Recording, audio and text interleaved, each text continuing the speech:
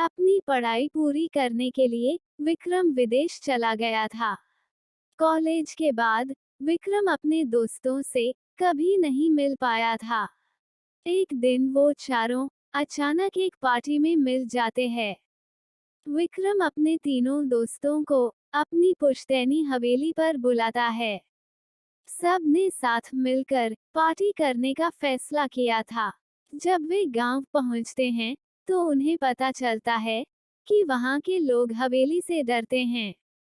एक बूढ़े आदमी ने उन्हें बताया कि 50 साल पहले हवेली में एक पिता अपनी इकलौती बेटी के साथ वहां रहता था।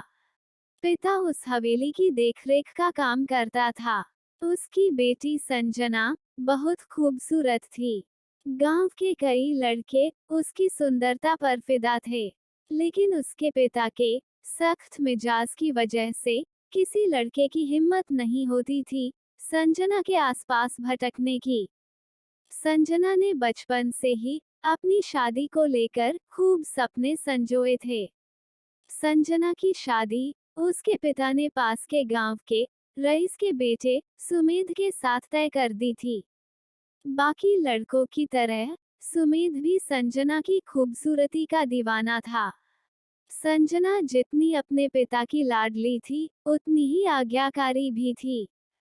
जिस दिन संजना की शादी होने वाली थी, उस दिन उसके होने वाले पति सुमेध की सांप के काटने से मौत हो गई। उस दिन से संजना को गांव वाले मनहूस कहकर बुलाते थे। अब उसके साथ कोई शादी करने को तैयार नहीं था। अपनी बेटी पर टूटा दुखों का पहाड़ उसके पिता सह नहीं पाए और इसी सदमे में उनकी मृत्यु हो गई। अकेली संजना का अब गांव वालों ने जीना हराम कर दिया था। किस्मत की मारी संजना ने जिंदगी से तंग आकर उसी हवेली में आत्महत्या कर ली। उसकी शादी का सपना भी अधूरा ही रह गया। विक्रम और उसके दोस्तों ने बूढ़े आदमी की बातों पर भरोसा नहीं किया। विक्रम विदेश में पढ़कर आया था, तो वो ये भूतों और आत्माओं वाली बातों पर विश्वास नहीं करता था। उसे भूतों और आत्माओं से डर नहीं लगता था।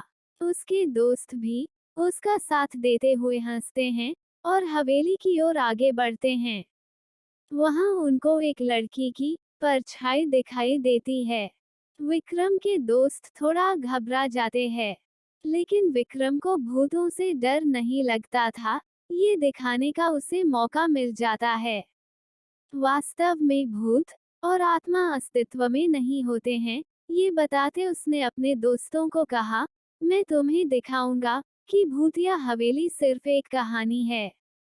अंदर जाते ही उनकी मुलाकात एक बहुत ही खूबसूरत लड़की से होती है, जो हवेली की देखभाल का काम कर रही होती है। पूछने पर वो बताती है कि वह अकेली है और उसके पास रहने के लिए कोई जगह नहीं है, इसलिए वो यहाँ हवेली की देखभाल का काम करती है।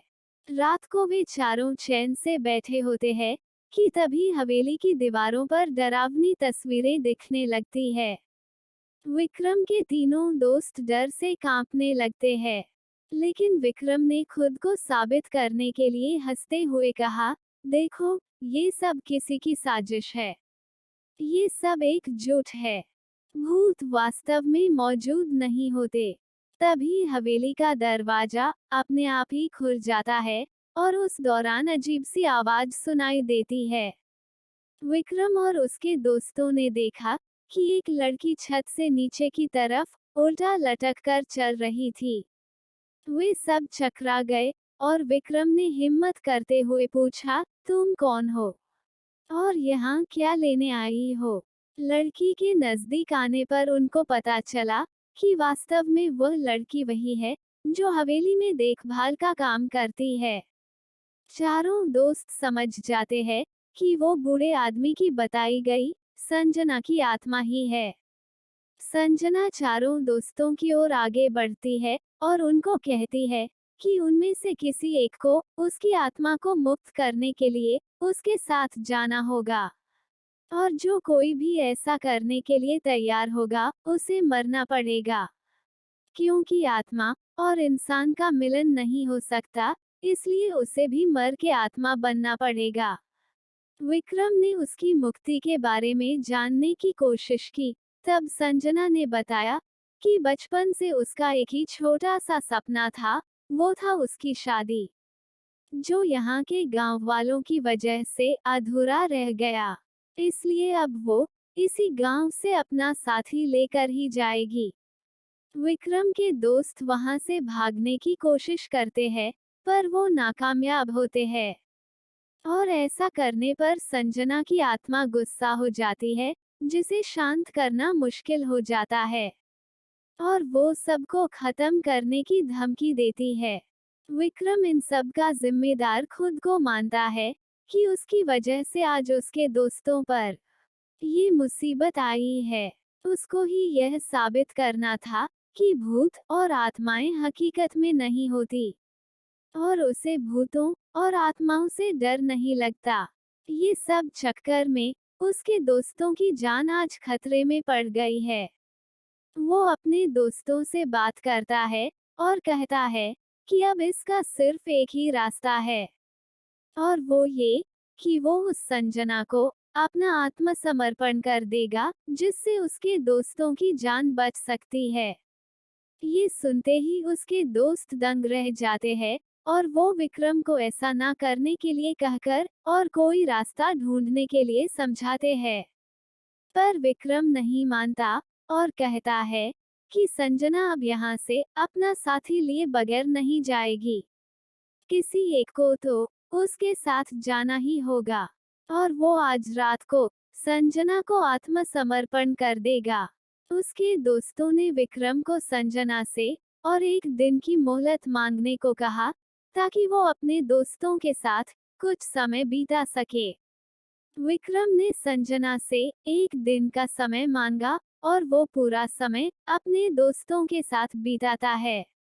अब रात का समय हो चुका था। संजना की आत्मा विक्रम का इंतजार कर रही थी। विक्रम अपने दोस्तों को आखिरी बार मिलकर संजना के साथ जाने लगता है। संजना और विक्रम हवेली के दरवाजे तक पहुंचे, तब अचानक हवेली के पीछे की ओर का दरवाजा खुल जाता है, जो आज तक कभी नहीं खोला गया था, क्योंकि उस तरफ एक शमशान था। दरवाजा खुलते ही वहां दो पुरुष खड़े दिखाई देते हैं, चारों दोस्तों के साथ। संजना की आत्मा भी हैरान हो गई कि ये दरवाजा तो सालों से बंद था, तो आज खुला कैसे, और वो दो पुरुष कौन है। सबके मन में ये सवाल चल रहा होता है। तभी एक आवाज सुनाई देती है, संजना। यह आवाज सुनते ही संजना की आंखों में पानी भर आता है, जैसे वो इस आवाज को पहचानती हो। संजना विक्रम के हाथ को छोड़कर आवाज की ओर बढ़ने लगती है। वो दोनों पुरुषों के करीब पहुंचते ही रोती हुई आवाज में बोली, पिताजी। वो अपने पिता के गले लगकर रोने लगती है। अपने पिता को देख उसका आक्रोश थोड़ा कम हो जाता है, पर अभी भी उसका सपना अधूरा ही था, जिसे पूरी करने की तमन्ना अभी भी उसके दिल में थी। संजना फिर से विक्रम की ओर बढ़ने लगती है, तब उसके पिता उसे रोकते हैं और उसे समझाने की कोशिश करते हैं कि उसके साथी की मौत तो एक हादसे में हुई थी, तो वो विक्रम और उसके दोस्तों को जाने दे। अपने पिता की आज्ञाकारी बेटी इस बार जिद पे अड़ी थी कि वो अपने साथी को यहाँ से लेकर ही जाएगी।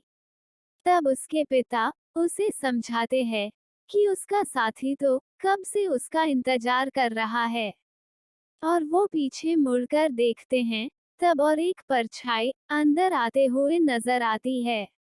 वो परछाई और कोई नहीं बल्कि सुमेध की आत्मा होती है, जो बरसों से संजना की तलाश में थी। संजना सुमेध को देखते ही उसकी ओर दौड़ जाती है। रोती हुई आवाज में वो सुमेध से कहती है, कहाँ चले गए थे मुझे अकेला छोड़कर। तभी सुमेध कहता है, मैं कहाँ गया था, मैं तो आज भी यही हूँ, तुम्हारा इंतजार करते हुए। पर तुम इस हवेली से बाहर कभी आई ही नहीं, कि हम मिल पाते।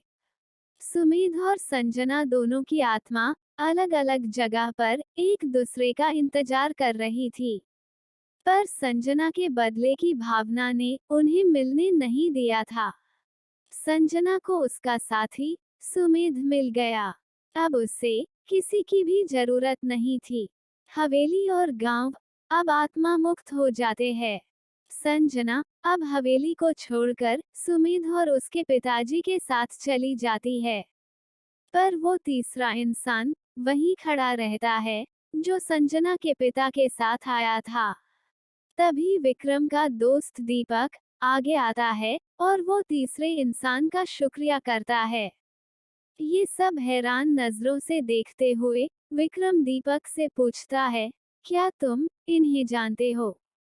जवाब में दीपक कहता है, हाँ, ये मेरे पापा के खास दोस्त और पास वाले गांव में रहते तांत्रिक गुरु है।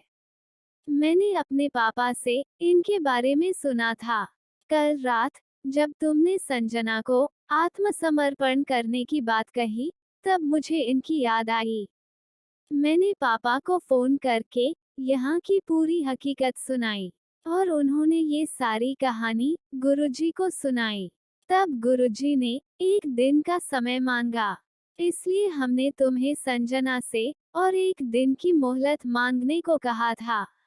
बस इसी वक्त में गुरुजी ने ध्यान लगाकर संजना की कहानी को समझा और उसे शांत करने के लिए उसके पिता और सुमेध की आत्मा को आमंत्रित किया, क्योंकि गुरुजी जान गए थे कि संजना की आत्मा को शांत अब उसके पिता और सुमेध ही कर सकते हैं। चारों दोस्त मिलकर गुरुजी का धन्यवाद करते हैं। विक्रम भी अपने दोस्तों का धन्यवाद करता है और कहता है, हाँ, अब मैं कबूल करता हूँ कि आत्मा और भूत होते हैं।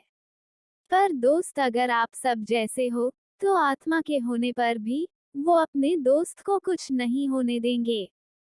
तब उसके दोस्त उसे कहते हैं कि अगर वो अपने दोस्तों को बचाने के लिए अपने जान की बाजी लगा सकता है, तो उसके दोस्त भी उसे मरने थोड़ी देंगे। और सब हंसते हुए साथ में बोलते हैं, हर एक फ्रंट जरूरी होता है। जय श्री राम। कमेंट करके जरूर बताएं कि आपको ये कहानी कैसी लगी। अगर कहानी पसंद आई हो तो वीडियो को शेयर करें और एक लाइक जरूर करें। आपका एक लाइक हमें आपके लिए ऐसी कहानियां बनाने के लिए मोटिवेट करता है। और ऐसी ही मजेदार कहानियां सुनने के लिए चैनल को सब्सक्राइब करना ना भूलें। राधे राधे।